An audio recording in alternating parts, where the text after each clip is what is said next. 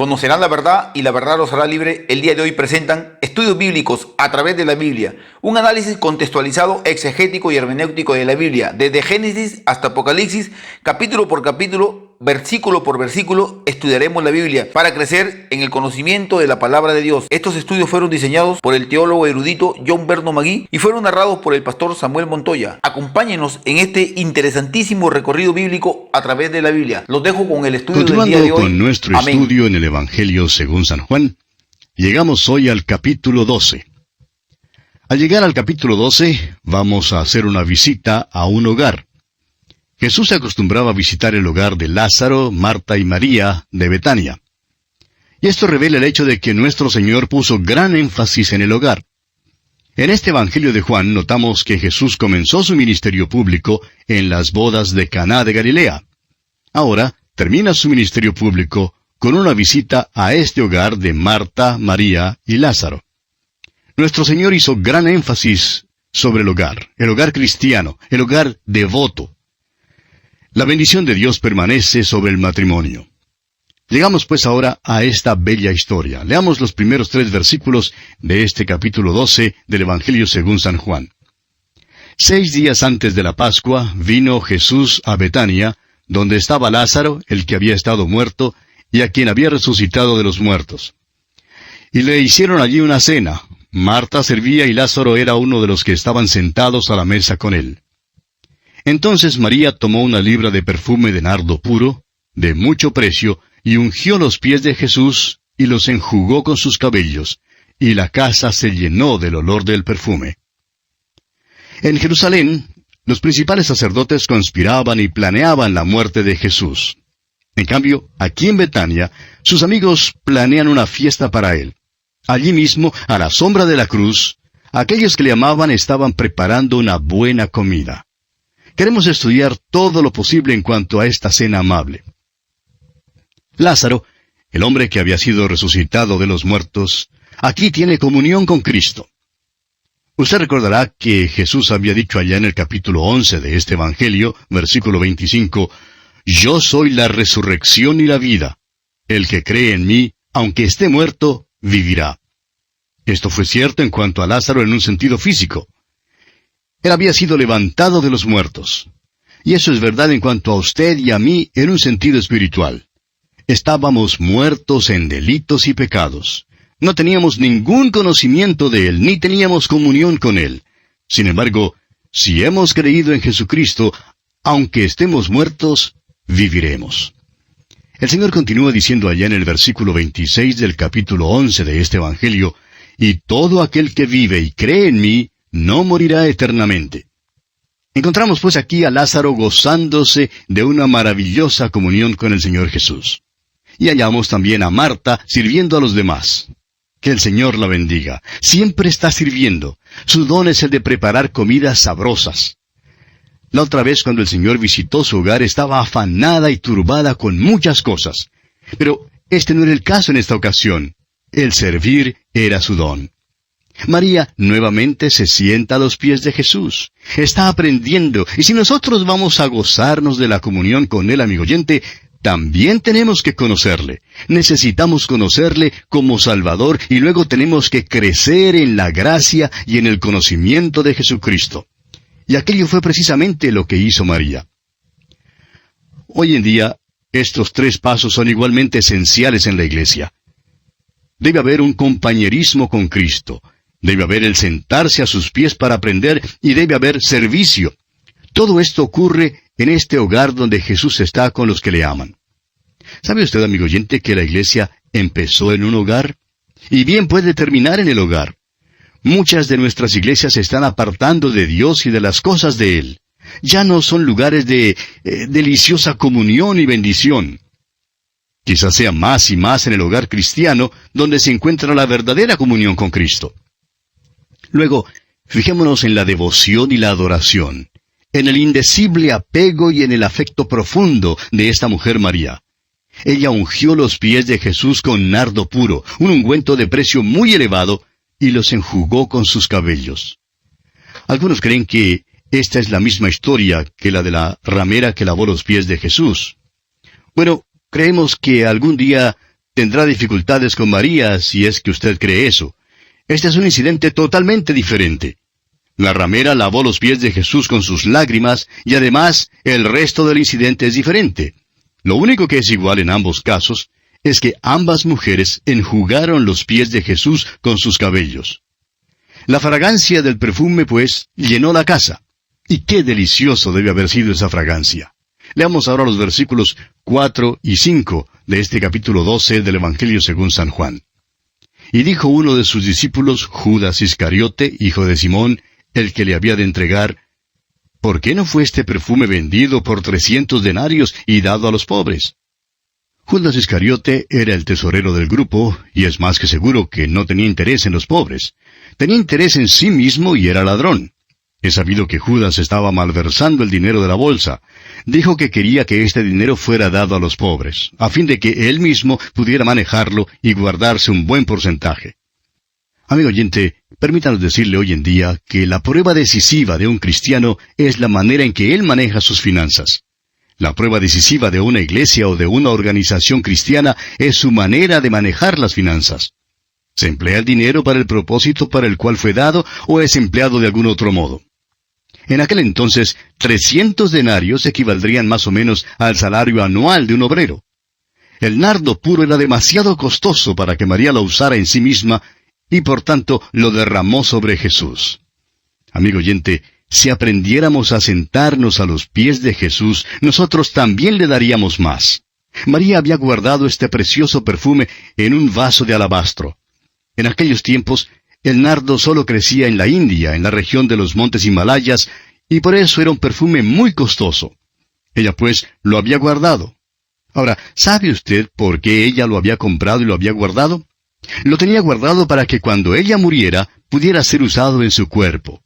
Pero ahora lo derrama sobre los pies de Jesús.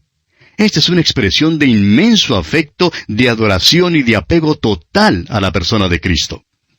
La fragancia de aquel perfume llenó la casa y todavía llena el mundo hoy en día. Bien, continuemos con los versículos 6 al 8. Pero dijo esto no porque se cuidara de los pobres, sino porque era ladrón y teniendo la bolsa sustraía de lo que se echaba en ella. Entonces Jesús dijo, déjala, para el día de mi sepultura ha guardado esto, porque a los pobres siempre los tendréis con vosotros, mas a mí no siempre me tendréis. Esto en verdad es un incidente extraordinario. Y el Señor aquí indica que lo que ella ha hecho revela el hecho de que ella había entrado en la muerte de Jesús. Se habla mucho hoy en día en cuanto a la sucesión apostólica. Bueno, no nos interesa tanto estar en esta sucesión. Los apóstoles no comprendieron el verdadero sentido de este incidente, pero esta mujer ungió a Jesús para hacerle saber al Señor que ella entraba en su muerte. Ella percibió que él iba a morir por los pecados del mundo y le ungió de antemano. El evangelista Mateo registra que Jesús dijo que donde quiera que se predicara el evangelio, este incidente sería contado. Y esto es verdad. Aún hoy en día, la maravillosa fragancia de esto que ella hizo llena el mundo. ¿Qué contraste encontramos aquí entre ella y Judas Iscariote? Aquí es donde la luz y las tinieblas se juntan. Judas es las tinieblas y María es la luz. Ella ha entrado en la muerte de Cristo, pero los demás no lo comprendieron. Hay también una aplicación para nosotros aquí. Jesús dice que siempre tendremos con nosotros a los pobres, pero que Él no siempre estará con nosotros. Ahora, esto no contradice su declaración de que Él siempre está con nosotros y que nunca nos abandonará ni nos desamparará. Lo que dice aquí es que siempre nos es posible servir. Los pobres siempre están con nosotros, pero nuestro servicio nunca debe sustituir el sentarnos a sus pies. De otra manera, llegará el día cuando será demasiado tarde para poder sentarnos a sus pies. Un oyente escribió una vez diciendo, «Nunca antes me he gozado de una enseñanza bíblica. Si solo hubiera tenido estas enseñanzas cuando era joven». Amigo oyente, aprenda de Jesús ahora mismo, ahora que tiene la oportunidad. No permita que la actividad sustituya el sentarse a los pies de Jesús. Bien, continuemos con los versículos 9 al 11 de este capítulo 12 de Juan. Gran multitud de los judíos supieron entonces que él estaba allí, y vinieron, no solamente por causa de Jesús, sino también para ver a Lázaro, a quien había resucitado de los muertos. Pero los principales sacerdotes acordaron dar muerte también a Lázaro, porque a causa de él muchos de los judíos se apartaban y creían en Jesús. Estos son buscadores de curiosidades. Los principales sacerdotes querían eliminar a Lázaro. Creemos que los hombres llegaron por curiosidad de ver a Lázaro, más bien que para ver a Jesús. Y que la fe que se describe aquí es muy similar a la fe de la multitud cuando Jesús primero subió a Jerusalén. Recuerde usted que la multitud creyó en él, pero que él no se fiaba de ellos. Fue una credulidad basada en la curiosidad. La credulidad aquí no tenía como su eje al Señor Jesús, sino que era más bien un interés basado en la curiosidad por ver a Lázaro. Continuemos ahora con los versículos 12 hasta el 15 de este capítulo 12 de Juan. El siguiente día, grandes multitudes que habían venido a la fiesta, al oír que Jesús venía a Jerusalén, tomaron ramas de palmera y salieron a recibirle y clamaban, «Hosana, bendito el que viene en el nombre del Señor, el Rey de Israel». Y halló Jesús un asnillo, y montó sobre él, como está escrito, «No temas, hija de Sión, he aquí tu rey viene montado sobre un pollino de asna». Esta es la última presentación pública de Jesús. Fue una oferta pública que él hizo de sí mismo como su rey, y ellos por supuesto la rechazaron. Ya no camina él entre las multitudes ni les enseña. Eso ya ha cesado. Este acto ahora lo hizo como cumplimiento de la profecía. Se está ofreciendo, pero no es en triunfo de ninguna manera. Y Juan aclara bien esto. Esta no es una verdadera entrada triunfal. Jesús entraba calladamente por la puerta de las ovejas durante su ministerio público. Durante todo su ministerio público, Jesucristo prefería mantenerse apartado de las multitudes. Ahora, cuando su ministerio público termina, Jesús hace la cosa más pública que jamás haya hecho. Entra públicamente y se presenta al pueblo. Ahora, note usted cómo Juan relaciona el calendario del mundo con Cristo, con aquel que vino desde la eternidad. Era el tiempo antes de la fiesta de la Pascua, y la multitud estaba en la expectativa de que algo iba a acontecer. Recuerde que en el Evangelio según San Mateo, Jesús es nacido y buscado por los magos que le llaman el Rey de los Judíos. Ahora, al final de su ministerio, una vez más se presenta como el Rey de los Judíos. Hace esto para cumplir la profecía, como está escrito, dice Juan. Entra en Jerusalén para cumplir la palabra de Dios y para cumplir la voluntad de Dios. Juan nos da un relato muy breve de esta entrada de Jesús, pero sí dice que con ella cumple la profecía de Zacarías capítulo 9, versículo 9, donde dice, «Alégrate mucho, hija de Sión, he aquí, tu rey vendrá a ti, justo y salvador, humilde y cabalgando sobre un asno, sobre un pollino, hijo de asna». Jesús, pues, se presenta públicamente en Jerusalén como el Mesías. Le proclaman con las palabras, «Hosana, bendito el que viene en el nombre del Señor, el Rey de Israel». ¿Qué harán con su rey? Bueno, lamentablemente le crucificarán. Leamos ahora el versículo 16 de este capítulo 12 de Juan. Estas cosas no las entendieron sus discípulos al principio, pero cuando Jesús fue glorificado, entonces se acordaron de que estas cosas estaban escritas acerca de él y de que se las habían hecho. Juan escribe su evangelio muchos años más tarde y confiesa que simplemente no comprendió lo que Jesús hacía ese día. Le preguntó a Santiago, a Pedro y a Andrés, y ellos tampoco comprendieron. María fue la única que había entrado en la verdad de su muerte. Los demás no comprendieron sino hasta después de que Jesús fue glorificado. Después de su muerte y resurrección, entonces se acordaron de las cosas que habían sido escritas en cuanto a él. Continuemos con los versículos 17 al 19 de este capítulo 12 de Juan. Y daba testimonio la gente que estaba con él cuando llamó a Lázaro del sepulcro y le resucitó de los muertos. Por lo cual también había venido la gente a recibirle, porque había oído que él había hecho esta señal. Pero los fariseos dijeron entre sí, ¿ya veis que no conseguís nada? Mirad, el mundo se va tras él. Tenemos aquí una situación explosiva. La multitud se entusiasma debido a los milagros de Jesús, pero su interés se centra en Lázaro, y no en la persona de Cristo. Los fariseos, por su parte, buscan matarle, y todo esto ocurre cuando Jerusalén se llena de gente para la Pascua. Jesucristo no pudo aproximarse a la corona sin ir primero a la cruz. Si se hubiera aproximado directamente a la corona, si Él fuera el soberano hoy en día, ni usted ni yo, amigo oyente, podríamos jamás haber sido salvos. Él tuvo que ir primero a la cruz para salvarnos a usted y a mí. Durante aquella entrada a Jerusalén tuvo un breve momento de triunfo, pero esta no fue su entrada triunfal. Pues esta será un evento futuro, cuando entre como Señor de señores y Rey de reyes.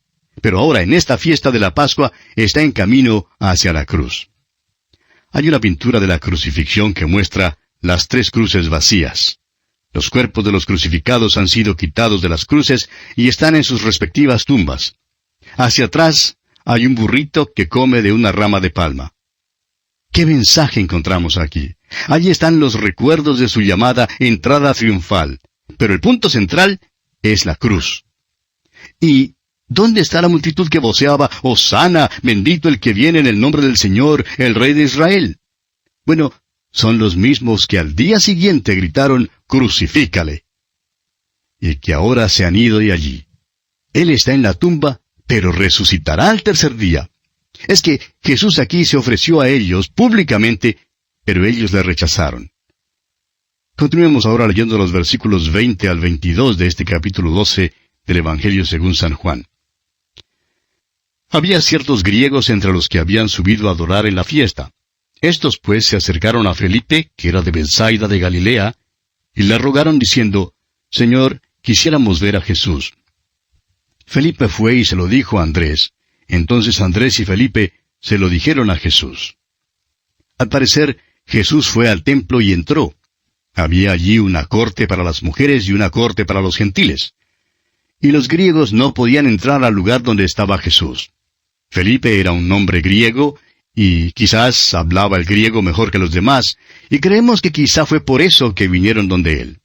Pero Felipe, siendo de carácter sencillo y algo retraído, va donde Andrés. Después, entre los dos, traen a estos griegos donde estaba Jesús. Continuemos con los versículos 23 al 26 de este capítulo 12 de Juan.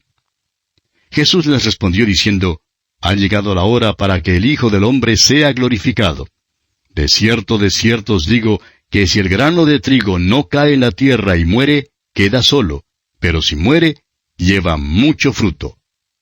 El que ama su vida la perderá, y el que aborrece su vida en este mundo, para vida eterna la guardará. Si alguno me sirve, sígame, y donde yo estuviere, allí también estará mi servidor. Si alguno me sirviere, mi Padre le honrará.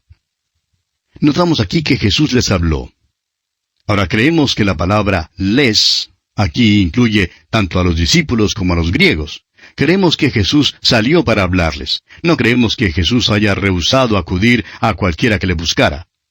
Los griegos deseaban ver a Jesús porque habían escuchado acerca de él, probablemente de sus milagros y especialmente el de levantar a Lázaro de los muertos. Ahora Jesús dirige la atención de los griegos hacia la cruz. Está a la sombra de la cruz y está muy consciente de la hora. ¿De cuál hora? La hora de crisis para la cual había salido de la eternidad y hacia la cual toda su vida se había movido. Usted recordará que él le había dicho a su madre temprano en su ministerio que su hora aún no había venido. Pero ahora, su hora en verdad había llegado, había venido, y se dirige hacia la cruz. Su concepto de la cruz fue muy diferente al del pueblo romano. Para los romanos, la cruz fue un lugar de infamia, de oprobio y de vergüenza. La cruz equivalía al dogal del verdugo, la silla eléctrica o la cámara de gas. Jesucristo se hizo obediente hasta la muerte y muerte de cruz, para redimirnos de la maldición de la ley. Como dice el apóstol Pablo en su carta a los Gálatas capítulo 3 versículo 13, fue hecho por nosotros maldición, porque está escrito, maldito todo el que es colgado en un madero. Entonces, en el tercer día, fue levantado de los muertos y fue coronado de gloria y de honra. Sufrió la cruz por el gozo puesto delante de él, menospreciando el oprobio. La gloria de Dios se ve en esa cruz. Es por eso que pudo decir que la hora había llegado para que fuera glorificado. Amigo oyente, Jesucristo fue glorificado cuando murió allí por usted y por mí. Fue glorificado cuando resucitó de los muertos. La misericordia y el perdón se encuentran en esa cruz. Luego, nuestro Señor declara un gran principio haciendo uso de la analogía física de un grano de trigo. Un grano de trigo muere en la tierra, pero produce la mata, la mazorca y la cosecha. Tiene que morir para poder llevar fruto. Muchos creen que han visto a Jesús porque han leído los Evangelios y han estudiado su vida. Pero ven a un Jesús histórico. Amigo oyente, usted no puede ver a Jesús sino hasta que comprenda su muerte y su resurrección. Él murió una muerte redentora. Él dio su vida en muerte para que usted y yo, amigo oyente, tuviéramos vida. Usted no ha visto a Jesús, amigo oyente, sino hasta cuando haya visto que Él es quien murió por usted en la cruz del Calvario. Él es quien murió por los pecados del mundo. Parece extraño que le hable estas cosas a los griegos que han llegado para verle. Les está diciendo que hay algo que es más importante que simplemente verle físicamente o verle en el Evangelio. Lo importante para ellos era ver que Él iba a morir. Iba a ser sepultado en la tierra. Pero cuando aquel grano de trigo murió, produjo la vida. Murió, pero resucitó. Y esto es lo que reviste verdadera importancia, amigo oyente. Y bien, continuaremos Dios mediante en nuestro próximo programa. Que Dios le bendiga ricamente. Continuamos hoy estudiando el capítulo 12 del Evangelio según San Juan. Y en nuestro programa anterior dejamos a Jesús hablando con los griegos que habían venido para verle. Y llegamos hasta donde nuestro Señor declara un gran principio, haciendo uso de la analogía física de un grano de trigo. Un grano de trigo muere en la tierra, pero produce la planta, la mazorca y la cosecha. Tiene que morir para poder llevar fruto. Muchos creen que han visto a Jesús porque han leído los Evangelios y han estudiado su vida. Ven a un Jesús histórico. Pero la verdad, amigo oyente, es que no hemos visto a Jesús sino hasta cuando hayamos visto que Él es quien murió por nosotros, por usted y por mí, en la cruz del Calvario. Él es quien murió por los pecados del mundo. Ahora, parece extraño que Él hable estas cosas a los griegos que han venido para verle, pero les está diciendo que hay algo que es más importante que solo verle físicamente, o verle en el Evangelio. Lo importante para ellos era ver que Él iba a morir. Iba a ser sepultado en la tierra, pero cuando aquel grano de trigo murió, produjo la vida. Murió, pero resucitó.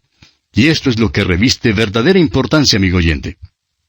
El Señor, pues, continúa explicándoles a los griegos un gran axioma.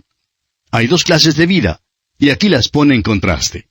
Hay la vida que se conoce como la vida psicológica, la vida que se goza de las cosas de este mundo y que encuentra satisfacción en la gratificación de los sentidos. Es la clase de vida que, en verdad, se la pasa de parranda, por así decirlo. El Señor dice, el que ama su vida, refiriéndose a la vida física y natural que tenemos.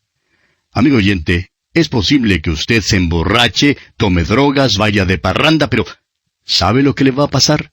Algún día se va a morir. Perderá este tipo de vida. Siento mucho, pero la perderá, amigo oyente.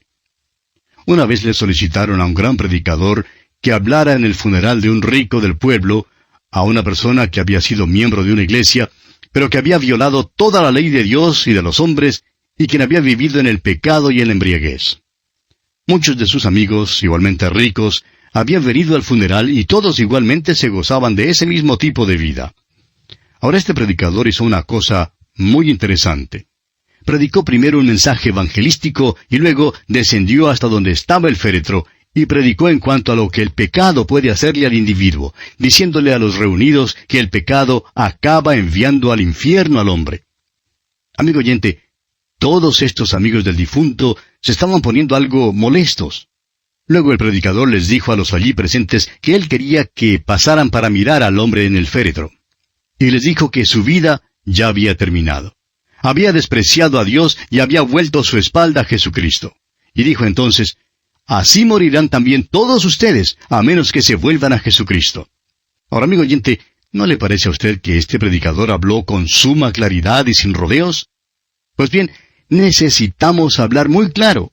Esto es lo que el Señor Jesucristo quiere decir cuando expresó, el que ama su vida, la perderá. Luego nuestro Señor hace un contraste. El que aborrece su vida en este mundo, para vida eterna la guardará. Esto significa que usted no vive para este mundo, ni para las cosas de este mundo.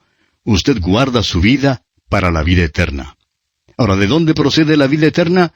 Viene por la muerte de aquel grano de trigo que cayó en la tierra y resucitó. Aquel grano de trigo es el Señor Jesucristo, amigo oyente. Luego, el Señor Jesús les pide a estos griegos que le sigan. Su hora ha llegado y Él va hacia la cruz. No hay tiempo para hablar con ellos, pero les pide que le sigan a la cruz. Les promete que donde Él esté, sus siervos también estarán. Si alguno me sirviere, dijo el Señor, mi Padre le honrará. Continuemos ahora leyendo los versículos 27 y 28 de este capítulo 12 del Evangelio según San Juan. Ahora está turbada mi alma, ¿y qué diré? Padre, sálvame de esta hora. Mas para esto he llegado a esta hora. Padre, glorifica tu nombre. Entonces vino una voz del cielo, lo he glorificado, y lo glorificaré otra vez. Hay ciertos aspectos del sufrimiento de Cristo en la cruz que ni usted ni yo, amigo oyente, podemos comprender. No solamente sufrió en manos de los hombres. Eso era suficientemente malo en sí, pero sufrió más aún. Es que el pecado suyo y el mío fue puesto sobre él. Allí en la cruz, Cristo fue el varón de dolores y experimentado en quebranto. Llevó el pecado del mundo, siendo Él sin pecado. Ciertamente llevó Él nuestras enfermedades y sufrió nuestros dolores, dice el profeta. Nuestro pecado fue puesto sobre Él. Ahora esto no es algo teórico, pues literalmente Jesús fue hecho pecado por nosotros. Con todo eso, Jehová quiso quebrantarlo, sujetándole a padecimiento, y puso su vida en expiación por el pecado. Fue santo, inocente, sin mancha y apartado de los pecadores, pero fue hecho pecado por usted y por mí, amigo oyente. Cristo sufrió como ni usted ni yo podemos comprender. El alma de Jesús estuvo horrorizada ante aquella cruz, pero Él sabía que para eso había venido, para ir a la cruz y para sufrir su oprobio. Pero también hubo gloria en esa cruz. Debemos pensar más en ella y darle más gracias a Él. El apóstol Pablo dice en su carta a los Gálatas capítulo 6 versículo 14, «Pero lejos esté de mí gloriarme, sino en la cruz de nuestro Señor Jesucristo, porque en el mundo me es crucificado a mí, y yo al mundo». ¿Ve usted cómo las cosas se enlazan? Es posible saber a dónde va la persona por su manera de vivir. Alguien dirá, bueno, es que yo creía que éramos salvos por la fe. Usted siempre pone el énfasis en la fe y no en las obras. Y eso es verdad, amigo oyente. Es cierto que ponemos el énfasis en la fe. Si es que usted va a ser salvo, tendrá que confiar en Jesucristo. Crea en el Señor Jesucristo y será salvo. Pero deseamos decirle que cuando usted viene a Él y confíe en Él, habrá un cambio rotundo y total en su vida. Si no hay un cambio en su vida, entonces en verdad usted no ha confiado en Él, no descansa en Él. Esto hará efecto en su vida y no está viviendo para las cosas del mundo. Cuando vemos a algunos hermanos invirtiendo el dinero en sus casas, en automóviles o en cosas de este mundo, muchas veces nos preguntamos, ¿dónde está en realidad su corazón? Si uno hipoteca todo el dinero que tiene, simplemente para conseguir todas las cosas para poder vivir aquí, ¿cómo puede tal persona estar esperando la venida del Señor con verdadera ansiedad, con verdadero anhelo? El Señor dice, el que ama su vida, la perderá. Es tontería decir que usted cree en Jesús y luego vivir para el diablo. Eso no es confiar en Él. Una fe verdadera, amigo oyente, cambiará su vida. De otra manera, usted es el peor de los hipócritas.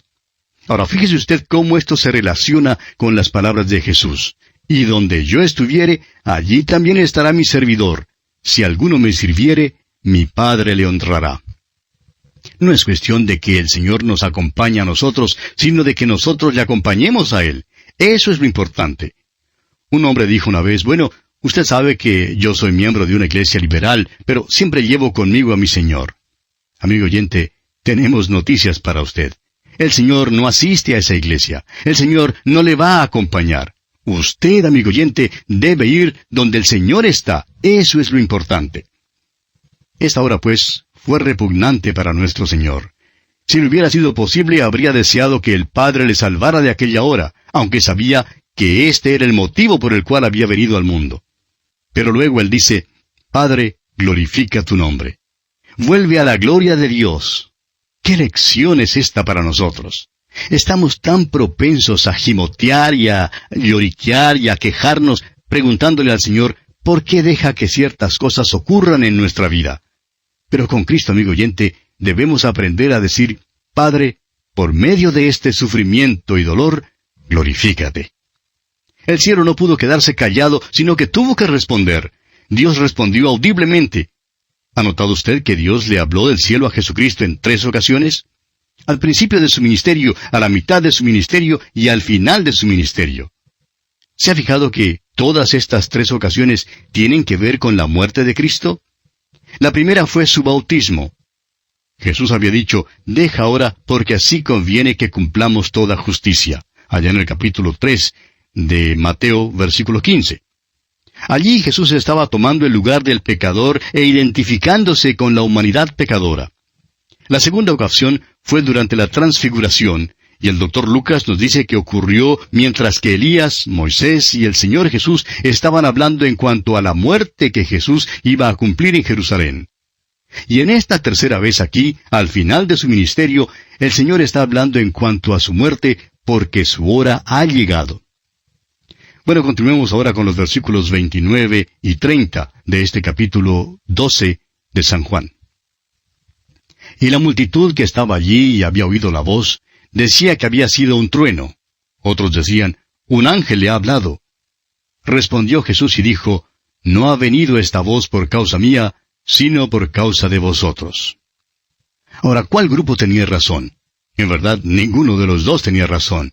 No había sido un ángel, sino el Padre quien había hablado. Sí creían en lo sobrenatural. Sabían que habían oído una voz sobrenatural. Sabían del ministerio de los ángeles por medio del Antiguo Testamento y comprendían que cuando Dios tenía un mensaje que darle al hombre, generalmente venía como el ángel de Jehová. Pero no comprendían que este era el Cristo preencarnado. Sin embargo, nosotros consideraríamos esto como el punto de vista de teología conservadora, porque admitieron que era un mensaje de Dios. Los otros dijeron que había sido un trueno.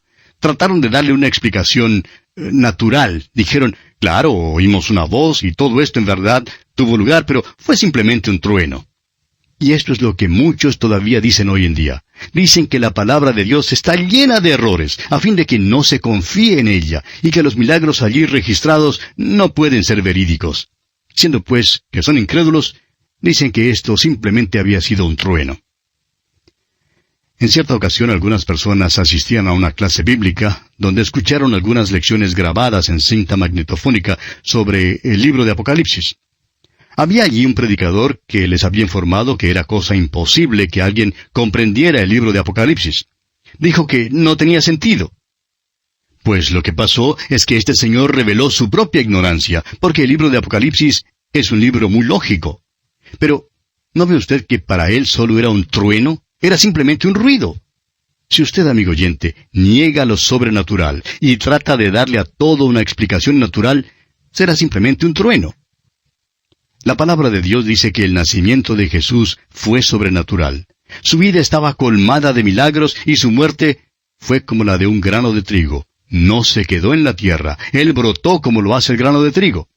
Ahora, el teólogo liberal, que ha dicho que los huesos de Jesús duermen en alguna parte bajo los cielos sirios, tiene realmente un problema en sus manos. ¿Dónde están esos huesos? La resurrección de Cristo no fue un fenómeno puramente espiritual. Fue su cuerpo lo que fue levantado, y sus huesos simplemente no están en ninguna parte. Sin embargo, este es el mismo timo o estribillo viejo que ha sido usado por años. Fue un trueno. Cualquiera puede decir esto.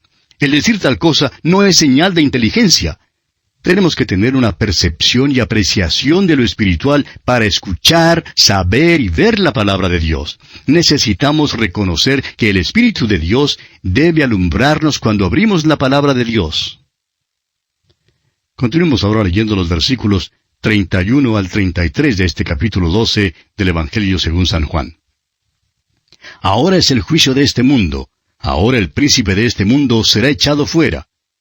Y yo, si fuere levantado de la tierra, a todos atraeré a mí mismo. Y decía esto dando a entender de qué muerte iba a morir. La muerte de Cristo en la cruz fue el juicio del mundo y del príncipe de este mundo. Esa es una de las cosas de las cuales el Espíritu Santo da testimonio según el capítulo 16 de este mismo Evangelio de Juan, versículos 7 al 11. Vivimos en un mundo que es juzgado. Vino a morir una muerte de juicio por los pecados del mundo, y si el mundo no acepta esta muerte, el mundo es entonces juzgado. Ahora, ¿cómo es echado fuera Satanás, el príncipe de este mundo? Creemos que es un proceso gradual. Cuando Cristo murió en la cruz, estamos seguros que Satanás no comprendió lo que sucedía. Lo que él creía ser una derrota para Cristo, se cambió en victoria para Cristo. Satanás perdió la batalla en la cruz, y por eso el Señor pudo decir que el príncipe de este mundo sería echado fuera. Luego, en Apocalipsis capítulo 12, versículo 10, se nos dice que Satanás ha sido lanzado fuera del cielo. Esta es la segunda etapa. Más adelante, en Apocalipsis capítulo 20, versículo 3, fue arrojado al abismo. Y por último, en Apocalipsis capítulo 20, versículo 10, Satanás es lanzado en el lago de fuego y azufre. Y esta es la última etapa de su derrota. En la cruz su condena fue sellada. La cruz marca la victoria de Cristo y la derrota de Satanás. Ahora, Jesús pone el énfasis en su muerte redentora. Su muerte atraerá hacia Él a todos los hombres. Aquellos que creen serán salvados. Aquellos que le rechazan serán condenados. Considere usted, amigo oyente, cuán importante es levantar a Jesús delante de los hombres, de poner el énfasis sobre su muerte redentora. Hay multitudes que pasan por las iglesias hoy en día y que no oyen la palabra de Dios. Piensa en los obreros, en los estudiantes, en los que llevan el uniforme del país y en los ricos. Ellos no oyen. Hoy en día hay tantas iglesias que no están levantando a Jesús, el Señor crucificado. Amigo oyente, el Evangelio debe ser predicado y el Evangelio tiene que ver con un Cristo que fue crucificado. Continuemos ahora con los versículos 34 al 36 de este capítulo 12 de Juan. Le respondió la gente: Nosotros hemos oído de la ley que el Cristo permanece para siempre. ¿Cómo pues dices tú que es necesario que el Hijo del Hombre sea levantado? ¿Quién es este Hijo del Hombre? Entonces Jesús les dijo: Aún por un poco está la luz entre vosotros. Andad entre tanto que tenéis luz, para que no os sorprendan las tinieblas, porque el que anda en tinieblas no sabe a dónde va. Entre tanto que tenéis la luz, creed en la luz, para que seáis hijos de luz. Estas cosas habló Jesús, y se fue y se ocultó de ellos. Aquella multitud en verdad está confundida. Dicen, la ley dice que cuando Cristo venga, reinará para siempre. Y ahora tú dices que no permanecerás, sino que vas a morir. Simplemente no comprendían. ¿Y qué fue lo que ocurrió entonces? Jesús ahora se aparta y así termina su ministerio público. Nunca aparecerá públicamente de nuevo, sino hasta cuando venga a esta tierra para establecer su reino. Continuemos ahora con los versículos 37 al 41 de este capítulo 12 de Juan. Pero a pesar de que había hecho tantas señales delante de ellos, no creían en él. Para que se cumpliese la palabra del profeta Isaías, se dijo: Señor, ¿quién ha creído a nuestro anuncio, y a quién se ha revelado el brazo del Señor? Por esto no podían creer, porque también, dijo Isaías, cegó los ojos de ellos y endureció su corazón, para que no vean con los ojos y entiendan con el corazón y se conviertan, y yo los sane. Isaías dijo esto cuando vio su gloria y habló acerca de él. Ahora nos enteramos del problema aquí. Ellos estaban viviendo según la luz de aquel entonces. La profecía de Isaías se cumplía con ellos. Esta es una cita de aquel gran capítulo de redención en Isaías capítulo 53, que habla de la muerte de Cristo. La muerte de Cristo fue presentada a ellos, pero la rechazaron. Estaban enceguecidos a la luz que les había sido presentada. Era como el hombre que se despertó por la mañana y se dijo: Hoy no voy a ver, y tendré cerrados los ojos durante todo el día. Bueno, el tal sería tan ciego como el que no puede ver. Ellos podrían haber abierto los ojos, pero no quisieron. Ahora la cita es de Isaías capítulo 6. Usted puede apuntar que dice así: cegó los ojos de ellos y endureció su corazón. Y eso es verdad. Pero debe ser leído en su contexto. Jesús se ha presentado a ellos como el Mesías y como su Rey. Han oído el Evangelio y lo han rechazado. Han rechazado personalmente a Jesús. Ahora, Él les rechaza a ellos. Y escúchenos con cuidado, amigo oyente. Ellos no le aceptaron, y entonces llegó el día cuando ya no les fue posible aceptarle. Amigo oyente, lo más peligroso es oír el Evangelio y luego volverle la espalda. Si simplemente sigue oyendo y no lo acepta, llegará el día cuando ya no le será posible oír y cuando no podrá venir. Dios es Dios, y Él tiene la palabra final. Continuemos ahora leyendo los versículos 42 y 43 de este capítulo 12 de Juan. Con todo eso, aun de los gobernantes muchos creyeron en Él, pero a causa de los fariseos no lo confesaban para no ser expulsados de la sinagoga, porque amaban más la gloria de los hombres que la gloria de Dios. Y esto es una lástima verdaderamente. Y creemos que hay también creyentes secretos hoy en día que son cobardes y temerosos. Más adelante aquí en este Evangelio según San Juan, encontraremos a 2 de estos creyentes secretos quitando el cuerpo de Jesús de la cruz. Continuaremos, Dios mediante, en nuestro próximo programa. Deseamos a usted las incontables bendiciones del Señor en su vida. Continuando con nuestro estudio en el Evangelio según San Juan, llegamos hoy al final del capítulo 12. Y vamos a comenzar leyendo los versículos 44 al 46. Jesús clamó y dijo, «El que cree en mí, no cree en mí, sino en el que me envió. Y el que me ve, ve al que me envió. Yo, la luz, he venido al mundo para que todo aquel que cree en mí no permanezca en tinieblas». Jesús repite aquí su declaración asombrosa de que Él es la luz del mundo. Esta es una extensión de aquel tiempo en el cual abrió los ojos al ciego. Y abrirá los ojos a cualquier persona que esté dispuesta a confesar que es ciega y que necesita la luz del mundo. Continuemos con los versículos 47 al 50 de este capítulo 12 de Juan. Al que oye mis palabras y no las guarda, yo no le juzgo, porque no he venido a juzgar al mundo, sino a salvar al mundo. El que me rechaza y no recibe mis palabras, tiene quien le juzgue. La palabra que he hablado, ella le juzgará en el día postrero. Porque yo no he hablado por mi propia cuenta. El Padre que me envió, Él me dio mandamiento de lo que he de decir y de lo que he de hablar. Y sé que su mandamiento es vida eterna. Así pues, lo que yo hablo, lo hablo como el Padre me lo ha dicho. Amigo oyente, vamos a ser juzgados según este libro. Seremos juzgados según la palabra de Dios. No seremos juzgados según nuestras buenas obras, ni seremos juzgados según lo que creamos en cuanto a la religión.